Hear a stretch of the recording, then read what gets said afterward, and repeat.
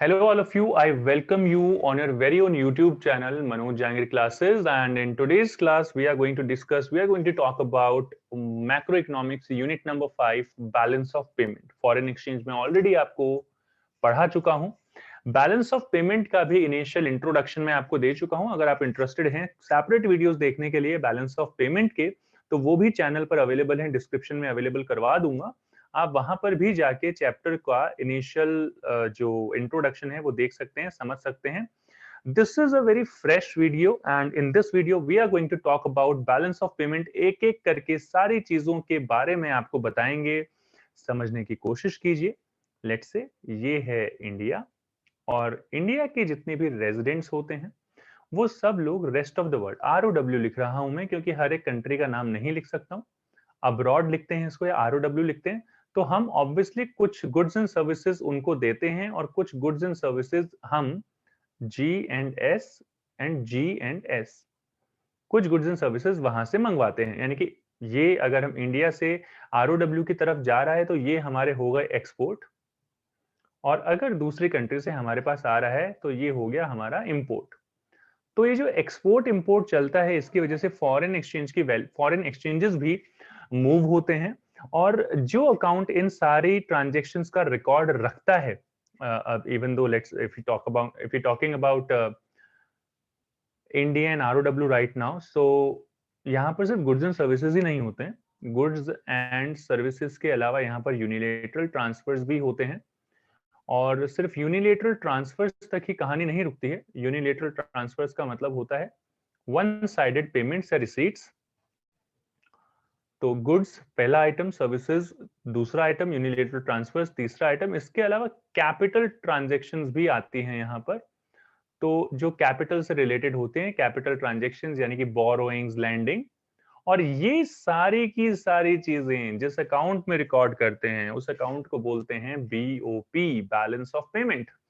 Balance of payment क्या होता है, डेफिनेशन की बात करते हैं तो it is an accounting statement. ये वो स्टेटमेंट होती है that provides a systematic record of all the economic transactions. ये जो सारी की सारी ट्रांजैक्शंस हमने की हैं, goods and services, unilateral transfers, capital transfers, ये सारी की सारी चीजें जो हुए हैं ये इकोनॉमिक ट्रांजैक्शंस का पार्ट होती हैं.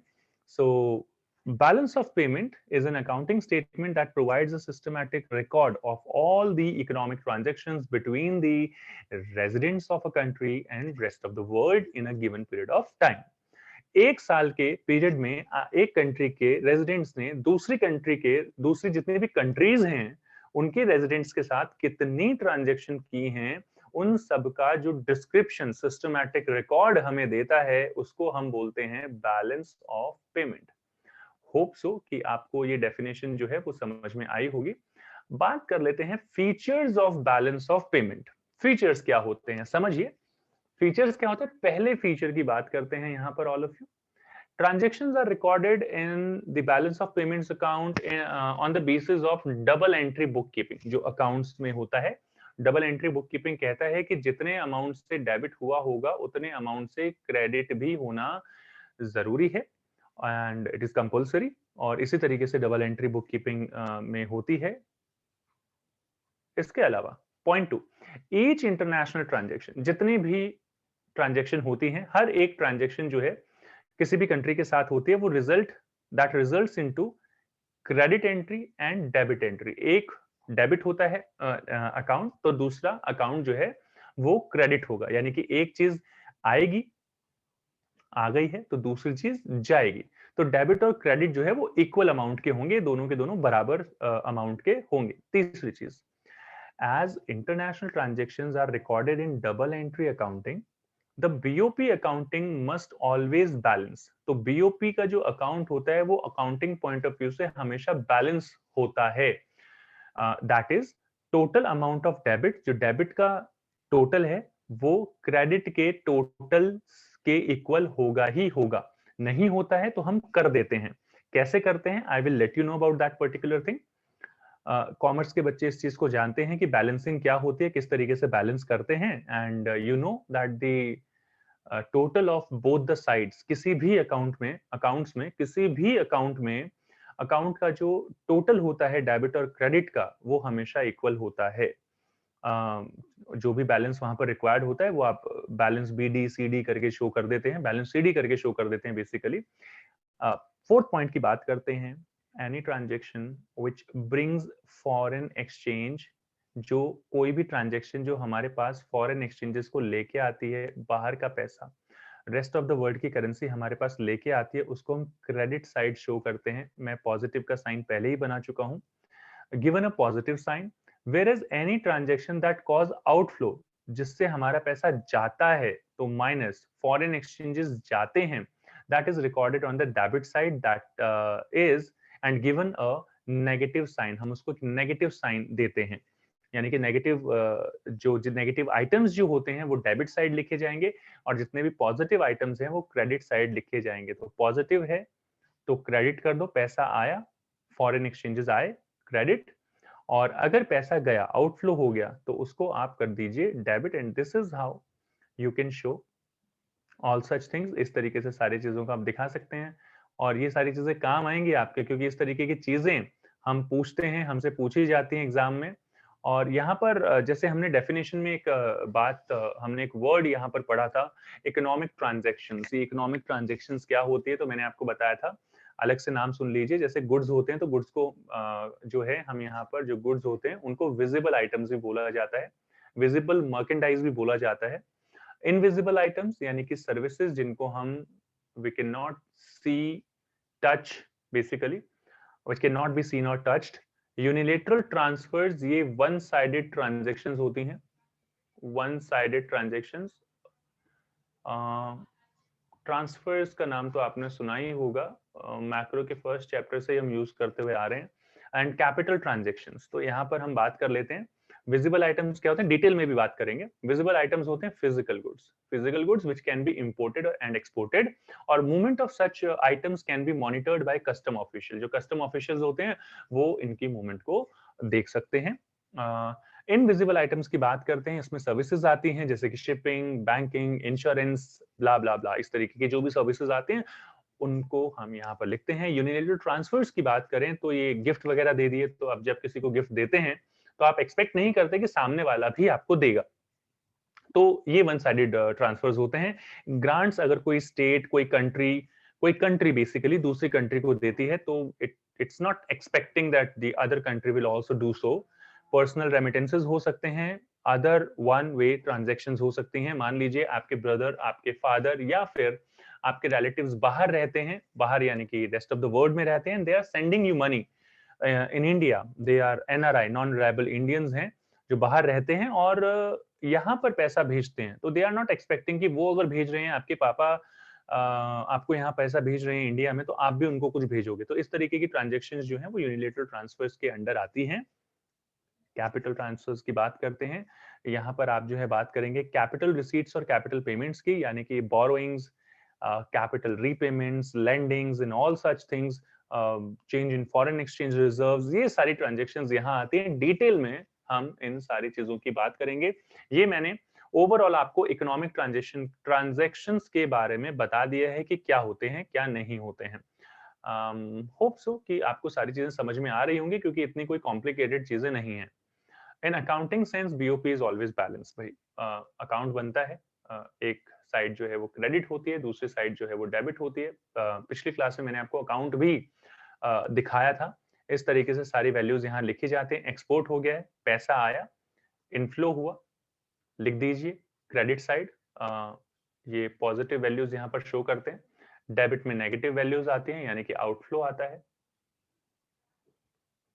एग्जाम में काफी सारी चीजें पूछी जा सकती है। मान लीजिए मशीनरी आपने बाहर से इंपोर्ट की, तो मशीनरी कहाँ आएगी, तो भाई आपने गुड्स मंगवाए हैं, मशीनरी मंगवाई, सॉरी गुड्स इंपोर्ट किया है, तो मशीनरी अगर आपने मंगवाई है तो आपका पैसा चला गया, आपका जो मनी का है वो आउटफ्लो हुआ है, तो that will be recorded on the debit side of current account. आपने बोरो किया, पैसा बोरो किया तो पैसा आया, तो पैसा आया आया यानी कि इनफ्लो हुआ, क्रेडिट साइड होगा। और बोरोइंग्स वगैरह के जो आइटम्स आते हैं, जो लाइबिलिटीज या एसेट्स को इंपैक्ट करते हैं, they are basically recorded in the capital account. तो इस तरीके से सारी की सारी चीजें आती हैं। तो यहाँ से आपके जो है कैपिटल अकाउंट, कैपिटल नेचर की चीजें हैं, कैपिटल अकाउंट के आइटम्स हैं जो लिखे भी हैं यहाँ पर, आइटम्स ऑफ कैपिटल अकाउंट ऊपर जो है आपको 4 चीजें दी हुई हैं, export of goods, export of services, unilateral transfers and income receipts. जैसे कि आपको प्रॉफिट्स वगैरह हो जाते हैं, कोई इंटरेस्ट वगैरह मिला है, कोई रेंट वगैरह मिला है, तो इस तरीके की चीजें जो आती हैं they are recorded here. On the contrary ये पेमेंट साइड की तरफ जो है यहाँ पर भी यही तीनों चीजें आ जाएंगी, profit paid, interest paid, rent paid to the rest of the world, तो वो सारे आइटम्स यहाँ आ जाएंगे। तो डेबिट क्रेडिट का आपको ध्यान रखना है कि कौन सा आइटम किस तरफ आएगा। पैसा आ रहा है, फॉरेन एक्सचेंजेस आ रहे हैं, इनफ्लो है, क्रेडिट कर दीजिए, जा रहा है, डेबिट कर दीजिए। अगर गुड्स हैं, सर्विसेज हैं, गिफ्ट्स वगैरह हैं, या प्रॉफिट, इंटरेस्ट, रेंट है, तो इस तरीके की चीजें जो हैं आपके करंट अकाउंट में रिकॉर्ड की जाएंगी। अगर एफडीआई है, बोरोइंग्स हैं, चेंज इन फॉरेन एक्सचेंज है, तो ये सारी की सारी चीजें आपके कैपिटल अकाउंट में रिकॉर्ड की जाएंगी। इससे रिलेटेड काफी सारी चीजें आपके एग्जाम्स में पूछी जा सकती हैं, प्री बोर्ड वगैरह में, फाइनल एग्जाम में। तो be ready for such kind of questions. यहाँ पर है इन इकोनॉमिक सेंस, मैंने कहा अकाउंटिंग सेंस में हमेशा बैलेंस्ड होता है, बीओपी अकाउंट दोनों साइड हम बराबर कर देते हैं। लेकिन इकोनॉमिक्स में ऐसा, इकोनॉमिक पॉइंट ऑफ व्यू से अगर हम देखें तो यहाँ पर ऐसा नहीं होता है। बीओपी बैलेंस्ड हो सकता है। कब बैलेंस हो सकता है? जब आपके डेबिट और आपके क्रेडिट दोनों बराबर हों, यानी कि आपका जो इनफ्लो ऑफ फॉरेन एक्सचेंज है और आपका जो आउटफ्लो ऑफ फॉरेन एक्सचेंज है वो दोनों के दोनों बराबर हैं। ये वो सिचुएशन है। सरप्लस का मतलब ये हुआ कि क्रेडिट साइड ज्यादा है और डेबिट साइड कम है, यानी कि आउटफ्लो पैसा जो आया है, ये रिवर्स लिख दिया है हमने, उल्टा लिख दिया है, इसको करेक्ट कर देते हैं। इसका मतलब ये हुआ कि भाई हमारा जो इनफ्लो है दैट इज मोर, सो यहाँ पर इनफ्लो ज्यादा है और आउटफ्लो जो है वो कम है, तो इसको हम बोलते हैं सरप्लस बीओपी।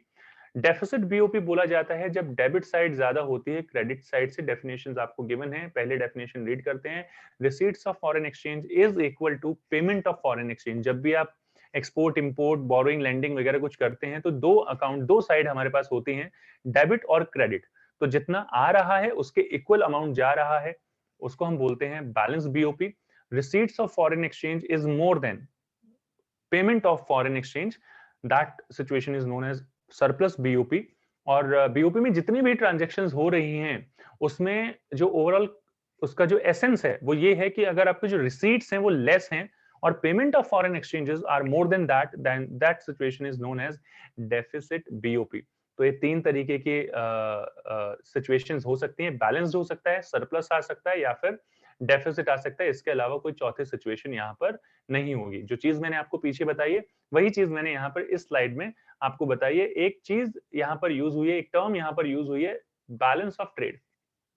तो बैलेंस ऑफ ट्रेड क्या होता है भाई कि it refers to the difference between the amount of export and imports of visible यानी कि गुड्स ओनली। पिछली क्लास में मैंने आपको बताया था that it is the difference between export of goods and imports of goods. X यानी कि एक्सपोर्ट, एम यानी कि इंपोर्ट, जी जो यहाँ पर लिखा है वो गुड्स को डिनोट कर रहा है, तो सिर्फ गुड्स को यहाँ पर इंक्लूड करते हैं। That is what you need to keep in your mind while doing this chapter. Surplus BOT already बता दिया है, एक्सपोर्ट ज्यादा है, इंपोर्ट कम है, फेवरेबल बीओटी बोलते हैं इसको, यानी कि balance of trade. Deficit BOT बोला जाता है जब इंपोर्ट आपके ज्यादा है और एक्सपोर्ट कम है, जो हमारी आज की सिचुएशन है। करंट सिचुएशन हमारी ऐसी ही है, हम ज्यादातर गुड्स जो है बाहर से, करंट सिचुएशन, प्रेजेंट सिचुएशन आप ऐसे लिख सकते हैं, सिचुएशन। तो ये हमारी करंट सिचुएशन है कि हमारा अनफेवरेबल है बीओटी। और बैलेंस्ड बीओटी होता है बैलेंस्ड जब एक्सपोर्ट और इंपोर्ट दोनों आपस में इक्वल होते हैं, दोनों आपस में बराबर होते हैं।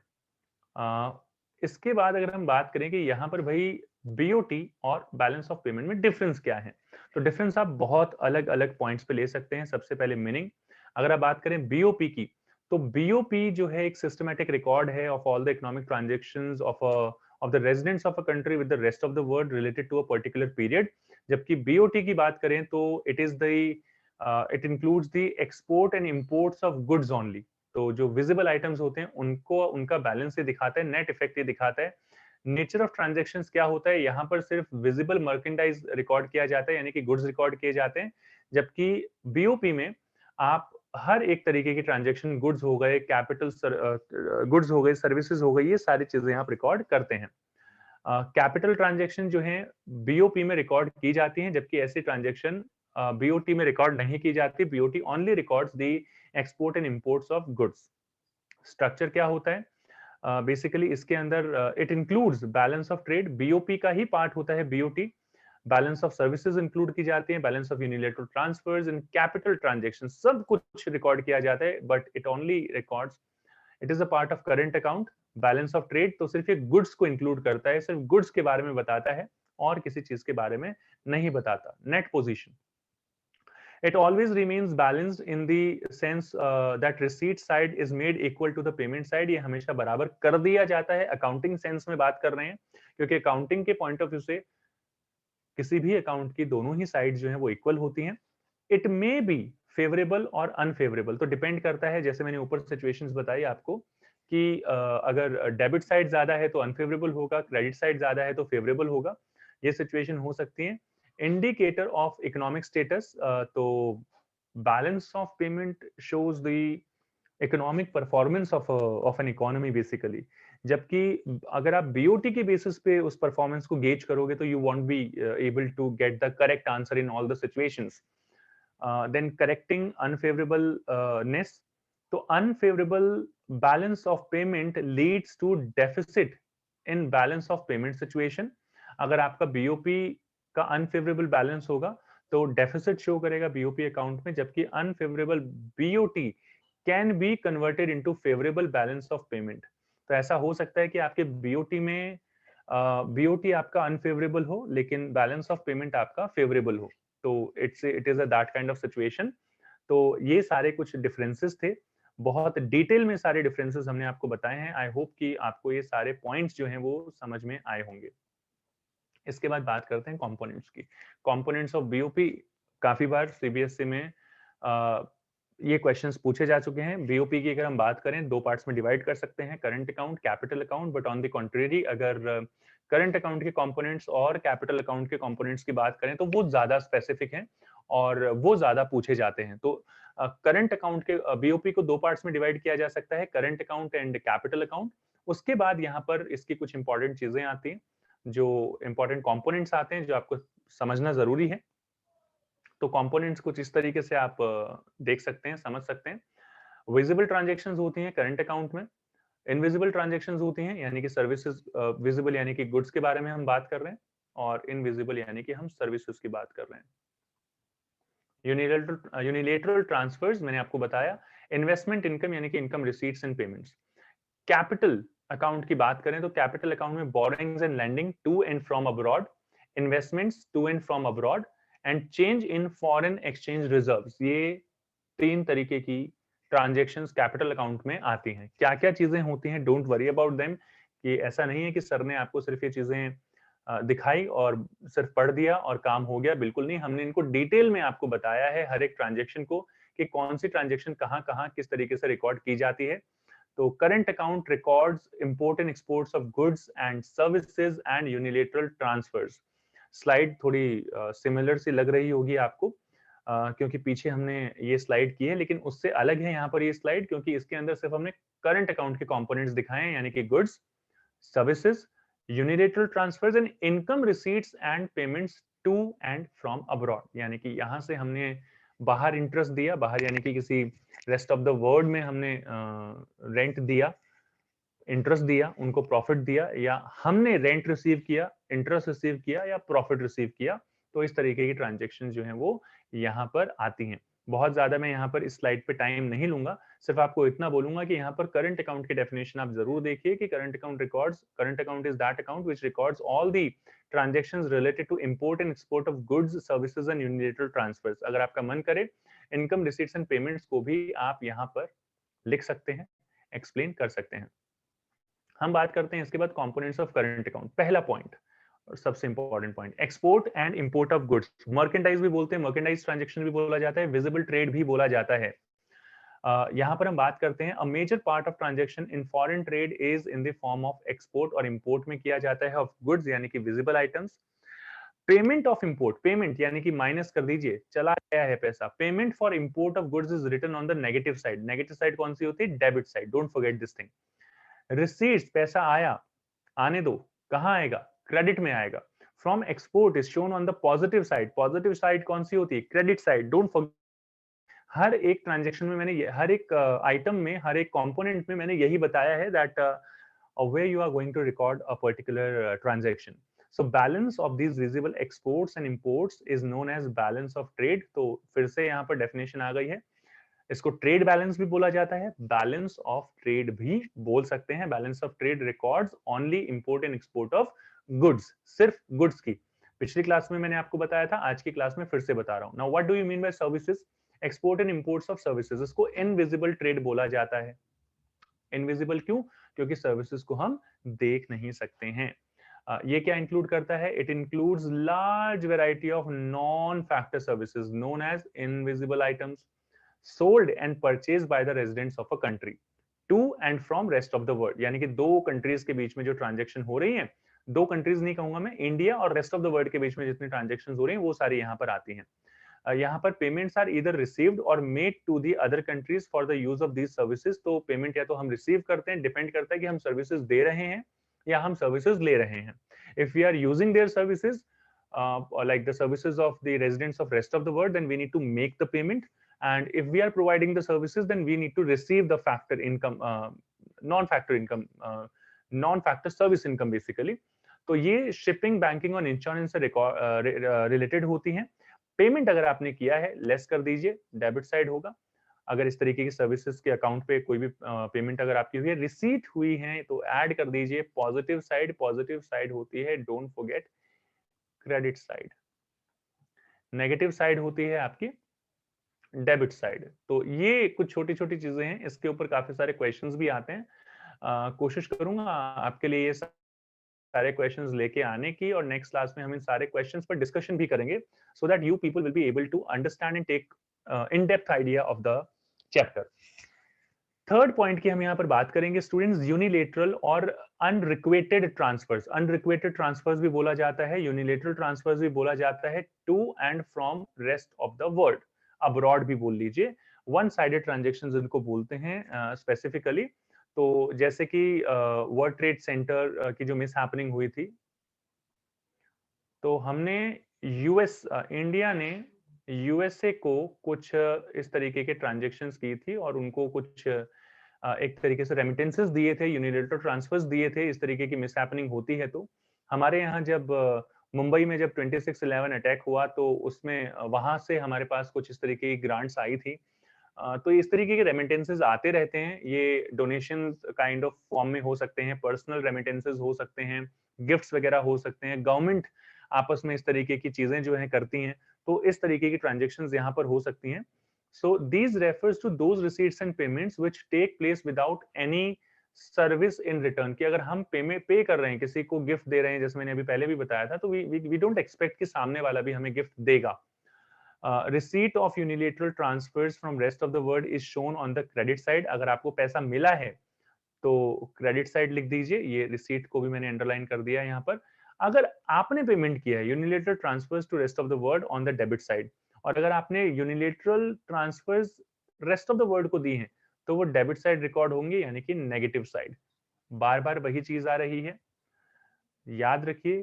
क्रेडिट साइड है तो पॉजिटिव है, पैसा आ रहा है, डेबिट साइड है तो नेगेटिव है, पैसा जा रहा है। आप ये समझ लीजिए कि जिस तरीके से कैपिटल अकाउंट को ट्रीट किया जाता है, कॉमर्स के बच्चों के लिए बोल रहा हूँ, वही इसमें ट्रीटमेंट होता है। अगर अदरवाइज वैसे आप कंफ्यूज हो सकते हैं। 3 पॉइंट्स मैं आपको बता चुका हूँ। कौन कौन से पॉइंट्स बताए मैंने? Export and imports of goods, first point. Export and import of services, second point. Unilateral transfers या अनरिक्वेटेड ट्रांसफर्स, ये तीसरा पॉइंट। और चौथा पॉइंट मैंने आपको बताया है income receipts and payment to and from abroad. तो बेटा अगर आप इंटरेस्ट रिसीव करते हैं या पे करते हैं, रेंट रिसीव करते हैं या पे करते हैं, प्रॉफिट रिसीव करते हैं या पे करते हैं, ज्यादातर बच्चे इसे कैपिटल अकाउंट में लिखते हैं, but all these items are a part of current account. तो ये चीज आप ध्यान रखिएगा, भूल मत जाइएगा। काफी सारे बच्चे गड़बड़ करते हैं। Income receipts and payment to and from rest of the world या अब्रॉड, यानी कि वहां से पैसा आ रहा है इंटरेस्ट, रेंट और प्रॉफिट की फॉर्म में, या वहां पैसा जा रहा है। This is what you need to keep in your mind. और कुछ अलग चीजें नहीं है यहाँ पर। कैपिटल अकाउंट की बात करते हैं। So students, capital account is that account, ये जो मैंने रेड कलर से ऑलरेडी यहाँ पर ये जो हाईलाइट किया है, do understand this point, this is very important. So it is that account which records all such transactions between residents of a country and rest of the world which cause a change in the assets and liability status of the residents of a country or its government. मतलब capital transactions are those transactions which impacts the assets or liabilities of the residents of a country or its government. तो ये transactions government के through भी हो सकती हैं, ये residents के थ्रू भी हो सकती हैं. लेट्स से हमारे पास एक स्टूडेंट है जिसका नाम है रोहन, और रोहन ने मान लीजिए कुछ जैसे बोरो कर रखा है रेस्ट ऑफ द वर्ल्ड से, या रेस्ट ऑफ द वर्ल्ड को लैंड कर रखा है. तो दोनों ही सिचुएशन में अगर लैंड कर रखा है तो इनकी एसेट्स जो हैं वो बढ़ गई हैं, और अगर बोरो कर रखा है तो लाइबिलिटीज जो हैं वो बढ़ गई हैं. तो हर एक ट्रांजेक्शन में लाइबिलिटीज और एसेट्स जो हैं इम्पैक्ट होते हैं. और क्या क्या ट्रांजेक्शन्स होते हैं, ये बोरोइंग्स हो सकती हैं, लैंडिंग हो सकते हैं किसी प्राइवेट एजेंसी, इंडिविजुअल या गवर्नमेंट की, एफडीआई हो सकता है यानी कि investment to and from rest of the world, addition और withdrawals to foreign exchange reserves, हमारे जो फॉरेन एक्सचेंज रिजर्व होते हैं उनमें इंक्रीमेंट या फिर उनमें डिक्रीमेंट अगर कुछ होता है, all such transactions are basically recorded here in the capital account. Capital account में ये तीन तरीके की ट्रांजेक्शंस रिकॉर्ड की जाती हैं. So don't forget that particular thing. एक एक करके बात कर लेते हैं. मेन कंपोनेंट्स क्या होते हैं कैपिटल अकाउंट के. सबसे पहले बोरोइंग्स और lending of funds are divided into two transactions, private transactions. These are transactions that are affecting the assets and liabilities, या तो इंडिविजुअल्स या बिजनेसेस वगैरह जो होते हैं etcetera, and other non government entities जो होती हैं उनके थ्रू ये ट्रांजैक्शंस की जाती हैं. The bulk of foreign investment is private, और आज के टाइम में अगर आप देखेंगे जितनी भी फॉरेन इन्वेस्टमेंट हो रही है वो ज्यादातर प्राइवेट है. गवर्नमेंट इतना ज्यादा इन्वेस्ट नहीं करती है बाहर, क्योंकि government would like to increase the facilities in its own country. For example, all transactions related to borrowings from abroad by private sector and similarly repayment of loans by foreigners are recorded on the positive side. Yeah, अब समझिए इसको क्या बोल दिया हमने कि all transactions related to borrowings from abroad, यानी कि पैसा आया, पैसे का इनफ्लो हुआ, फॉरेन एक्सचेंज का इनफ्लो हुआ, पैसा आया, क्रेडिट साइड, क्रेडिट साइड यानी कि ऐड कर दीजिए. या फिर मान लीजिए आपने उनको कोई लोन दे रखा था रेस्ट ऑफ द वर्ल्ड को, और उन्होंने लोन का रीपेमेंट कर दिया, अगेन उसमें भी पैसा आया. तो दोनों सिचुएशन में ये जो दो अलग अलग सिचुएशन है, दोनों सिचुएशन में आपका जो कैपिटल अकाउंट का क्रेडिट साइड जो है वो इंक्रीज होगा. On the contrary all the transactions of lending, आपने पैसा दिया, लेंड किया, आउटफ्लो, आउटफ्लो आपकी पॉकेट से, आपकी इकोनॉमी से गया, या फिर आपने कोई लोन ले रखा था और उसका रीपेमेंट कर दिया टू अब्रॉड, चाहे प्राइवेट सेक्टर हो सकता है, ये फर्म के थ्रू हो सकता है. नेगेटिव ट्रांजैक्शन है, डेबिट साइड आएगी. क्यों? क्योंकि आउटफ्लो हुआ है, पैसा इंडिया से बाहर गया है किसी भी फॉर्म में, या तो लोन की फॉर्म में आपने आरओडब्ल्यू को दे दिया, या फिर आपने कोई लोन लिया था उसकी रीपेमेंट कर दी. दोनों ही केसेस में आपका जो बैलेंस है कैपिटल अकाउंट का वो डेबिट होगा, डिडक्ट होगा, और डिडक्शन की तरह शो किया जाएगा. आपको इसी तरीके की ट्रांजैक्शंस पूछी जा सकती हैं. पहला था प्राइवेट ट्रांजैक्शंस, यहाँ पर दूसरा है आपका ऑफिशियल ट्रांजैक्शंस. अब ऑफिशियल ट्रांजैक्शंस क्या होते हैं? Transactions affecting the assets and liabilities of the government. ये जो ट्रांजैक्शंस हैं ये गवर्नमेंट या इसकी एजेंसीज से रिलेट करती हैं. For example all the transactions related to borrowings from abroad by government, मतलब गवर्नमेंट से ही रिलेटेड सारी चीजें यहां पर होंगी. या repayment of loans by the government, पीछे जो है पर्सनल एंड पे था, इंडिविजुअल के बारे में हमने बात की थी, जबकि यहां पर हम गवर्नमेंट से रिलेट करके वही ट्रांजैक्शन जब रखते हैं, तो मान लीजिए गवर्नमेंट ने बोरो किया, बाहर से पैसा आया, इनफ्लो हुआ, डेबिट कर दीजिए, या गवर्नमेंट ने जो है गवर्नमेंट को बाहर जो लोन दे रखा था वो रीपे कर दिया है रेस्ट ऑफ द वर्ल्ड ने, तो वो आपका जो है क्रेडिट साइड रिकॉर्ड किया जाएगा. ऑन द कॉन्ट्ररी अगर आपने लैंड किया है, या repayment of loans to abroad by government sector, अगर रीपेमेंट ऑफ लोन कर दिया आपने, कोई लोन ले रखा था, तो उस केस में भी ये आउटफ्लो है, और आउटफ्लो आपको पता है डेबिट साइड रिकॉर्ड किया जाता है, नेगेटिव साइड इसको बोलते हैं. नेगेटिव साइन हमने यहाँ पर लगा दिया है, नई चीज नहीं है, पढ़ चुके हैं कर चुके हैं आप, इसलिए मैं आपको ये इतना ज़्यादा टाइम यहाँ पर नहीं दे रहा हूँ और डिटेल में नहीं समझा रहा हूँ, क्योंकि ऑलरेडी मैं आपको ये सारी चीज़ें बता चुका हूँ। अब यहाँ पर आता है foreign investment to and from abroad. ऐसा हो सकता है कि बाहर से कुछ लोगों ने, फॉरेनर्स ने हमारे यहाँ इन्वेस्ट किया है और वो एक्चुअली करते ही हैं, और हमने बाहर किसी कंट्री में इन्वेस्ट किया है जो ऑब्वियसली वो भी हम करते हैं। So investment by rest of the world in shares of Indian companies, real estate in India, such investments from abroad are recorded on the positive side. तो बाहर से पैसा आया, इनफ्लो हुआ, क्रेडिट साइड रिकॉर्ड कर लीजिए, इन्वेस्टमेंट हुई। Investment by Indian residents in the shares of foreign company, मतलब पैसा गया, आउटगोइंग, आउटफ्लो हुआ है। आउटफ्लो कहाँ रिकॉर्ड होगा? नेगेटिव साइड, यानी कि डेबिट साइड। तो आपने अगर बाहर इन्वेस्ट किया है तो दैट विल बी आउटफ्लो, बाहर वालों ने अगर इंडिया में इन्वेस्ट किया है तो that will be inflow. Investment to and from abroad includes two types. पहला होता है फॉरेन डायरेक्ट इन्वेस्टमेंट, जिसपे हमारा पूरा कंट्रोल होता है और इसमें एसेट्स परचेज करते हैं हम। दूसरा होता है पोर्टफोलियो इन्वेस्टमेंट, जिसके अंदर हमारा कोई कंट्रोल नहीं होता। ये बेसिकली शेयर्स वगैरह में, फाइनेंशियल एसेट्स में हम लोग जो है इन्वेस्ट करते हैं, तो उसको हम बोलते हैं portfolio investment. A foreign institutional investment is also a part of portfolio investment. जो एफआईआई होता है वो भी इसी का पार्ट होता है, जब आप शेयर वगैरह, फाइनेंशियल एसेट्स वगैरह सेल या परचेज करते हैं। और कैपिटल अकाउंट का जो लास्ट पॉइंट है वो है भाई change in foreign exchange reserves. इसको समझने की कोशिश कीजिए। The foreign exchange reserves are financial assets of the government and held in central bank। जितने भी foreign exchanges होते हैं वो सारे central bank रखता है। A change in reserves serve as the financial item in India's BOP। अगर यहाँ पर कोई भी change आता है तो उसको रिकॉर्ड किया जाता है BOP अकाउंट में। So any withdrawal from the reserve is recorded on the positive side। अगर कोई विड्रॉ हुआ है तो आप उसे पॉजिटिव साइड लिखेंगे, क्योंकि हमारी इकोनॉमी में इंजेक्ट हुआ है वो पैसा। और अगर कोई एडिशन हुआ है तो इसका मतलब है to these reserves is recorded on the negative side, तो वो आपका माइनस आइटम होके रिकॉर्ड होता है। आई होप सो आज के वीडियो में आपको ये सारी चीजें समझ में आई होंगी। कोई डाउट है आपका तो आप मुझे कमेंट सेक्शन में कमेंट करके बता सकते हैं। मिलते हैं आपसे नेक्स्ट क्लास में। Till then take care and keep watching Manoj Jangir classes. Thank you all of you. See you in my next video. Keep watching.